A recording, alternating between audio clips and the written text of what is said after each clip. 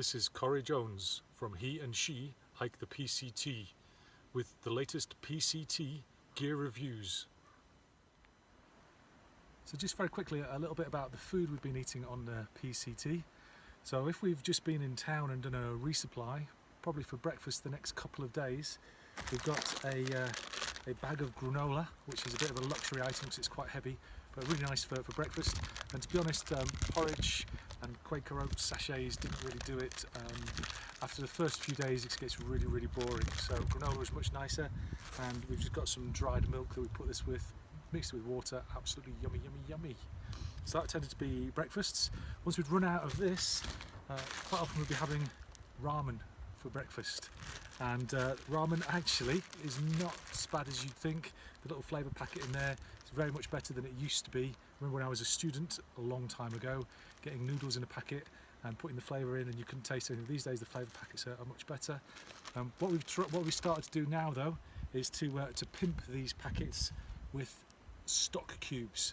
So I probably put half a stock cube in a packet like this, and then you get a lovely soup to go with the noodles. So for breakfasts, quite often a bit of a stock cube and a packet of ramen. And if you take this out of the wrapper, put it in a Ziploc, you can crush this down, and it takes up a lot less space in your rucksack once it's all crushed down. So top tip to reduce the volume in your rucksack. So these were breakfasts. Quite often they were lunches as well, and sometimes we'd have them for evening meals. Now for breakfast I'd get away with one. For an evening meal I'd probably need 1.5 of these. So just in terms of how much food I was eating. This was the other big staple we've been having out here. Idaho potatoes come in different flavours, cheese, buttery, loaded, bacon, but pretty much the same. Again, I'd probably have 1.5 of these per meal. Mandy might have 1 of these per evening meal.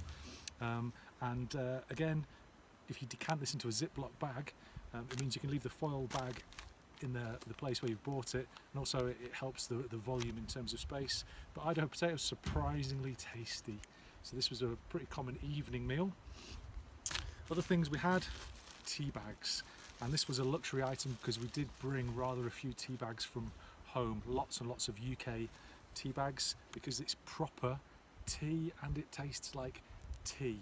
If you buy tea bags over here, it tastes like gnat's wee, so not much tea in their tea bags. And this is all supplemented with bars, so various sort of proteiny OT bars. So these are Kellogg's, we used Quaker, all sorts of different ones. Some of them are a bit more dry than others.